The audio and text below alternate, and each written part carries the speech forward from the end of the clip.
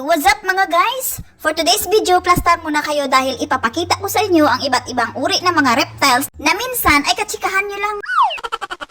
Tignan nyo guys, para siyang baby four-legged snake. Sa amin, ang tawag dyan is manugwati or hindi ko alam sa Tagalog.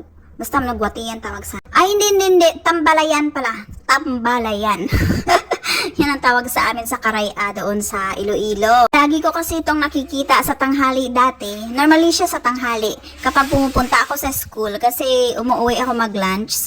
And then, ayun, madadaanan ko to sa mga daan minsan kapag walang tao. Matsyatsambahan mo talaga to sa daan. Pero hindi ko alam na marami pala siyang iba't ibang uri ng kulay ng kanyang mga balat.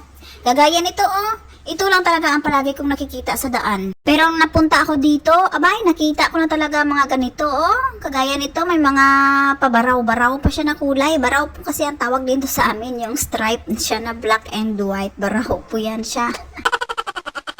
Marami din po siyang mga iba't ibang kulay. Ayan, may mga yellow din po siya. Tapos, basta may mga iba't iba talaga ang kulay nila. Tapos ito naman, isa na namang stripe or baraw na kulay. So, ayan mga guys. Yung mga kinakain pala nila is yung mga saging, yung mga prutas. Basta, yun na yun.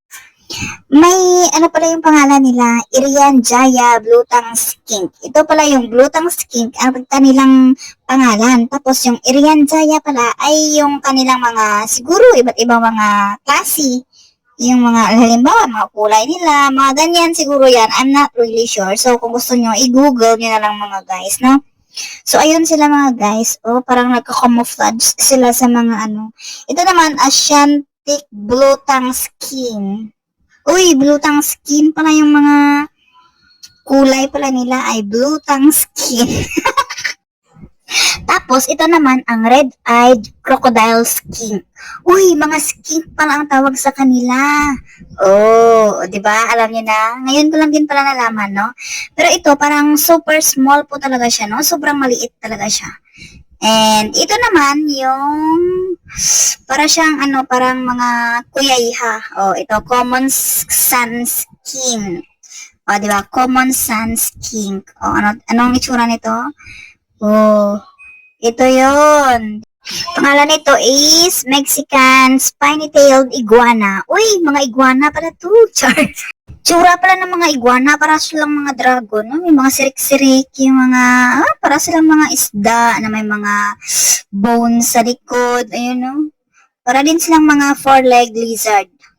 At ito naman ang kuyayha. Kuyayha po ang tawag sa amin ito. Tignan nga natin kung ano ang pangalan nito.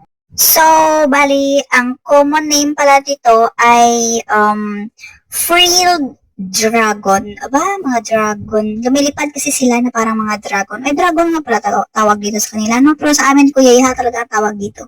Kuyayha or flying lizard. Para siyang kasing mga butiki na lumilipad. Ayan. Kuyayha ang tawag sa amin. Iba't iba din pala ang kulay nito. No? May mga kulay green din pala siya. Tapos may mga kulay yellow. Hindi ko lang nakita yung kulay yellow. O hindi ko pinakita yung kulay yellow. Basta yun may kulay green pala siya. Yun.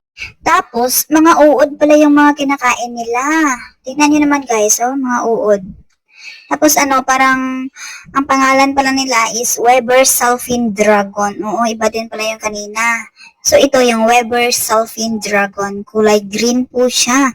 Ngayon, talaga ako nakakita ng mga ganitong kulay pa. May iba't ibang kulay ng mga reptiles, iba't ibang kulay ng mga hayop, may mga lumilipad, may mga, basta, ngayon talaga ako nakakita. Kung hindi pa kami gumala dito, no, hindi pa ako nakakita ng mga ganito. Ang dami nilang iba't ibang klase. Ito din, kulay green, para siyang gecko, para siyang, tuko ba sa amin, tuko.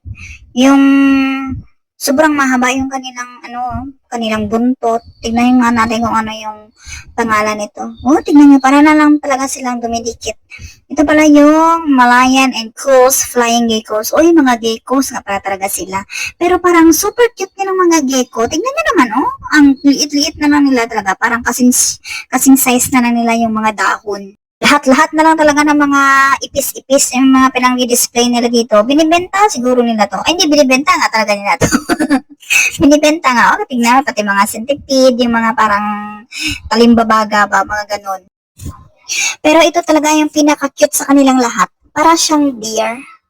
na parang kambing.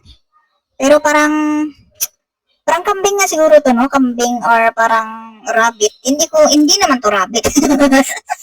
At ito naman, para silang mga hamster. Hamster ba tawag yun? Yung parang may tinik sa likod. Yun yung parang, palang daga. At ito naman, si Blacky Bunny. Yeah, rabbit siya na cute siya. Super cute. Puro black. Tingnan nyo nga guys, oh. Tapos, dito naman, yung iba't ibang klase ng mga palaka. Tignan niyo mga guys, oh. Sa Google ko lang talaga ito nakikita dati. Pero ngayon, dito nga talaga, nasaksihan ko talaga siya personal. Tignan nyo, hindi mo akalain na may mga ganito pala klaseng mga palaka, no? Yung normal na palaka lang kasi yung mga nakikita ko doon sa amin. Yung mga color brown. Pero ito, tignan nyo, para siyang talagang, ay, hindi ko na imagine. Kaya na lang ang bahala mag-imagine. Basta, tignan nyo, iba't iba ang kulay, ang tataba nila, guys. Tapos, ito naman guys, mga iba't ibang uri ng mga kaibigan natin. Meron silang mga maaamo ang mukha, mga iba't iba ang kulay, may mga magaganda, may mga attractive, may mga sexy. Ayun o, tignan nyo. May mga, super ganda talaga nitong kulay nito. Pero, in the end mga guys, mga ahas pa rin sila. Tingnan nyo, mga iba't ibang uri pala talaga ng mga ahas dito. Oh, tingnan nyo, ang healthy na mga ahas. Ang cute nila, no? Pero, nanunuklaw yan sila mga guys. Nanunuklaw yan sila. Kung hindi mo lang sila alam kung paano alagaan, madadali ka talaga nila niyan. Ito, napakaganda niya, no? Diba? Cute-cute niya.